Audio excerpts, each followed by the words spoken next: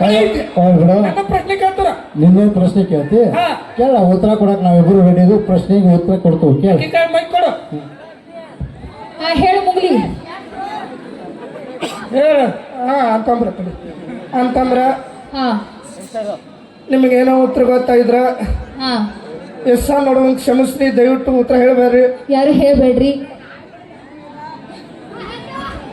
ನಮ್ಮ ಅತ್ತಂಗ್ರು ಯಾರು ಹೇಳಕ್ ಹೋಗ್ಬೇಡ್ರಿ ಗೊತ್ತಿದ್ರು ಸುಮ್ಮನೆ ಇದ್ಬಿಡ್ರಿ ಆಯ್ತು ಓಕೆ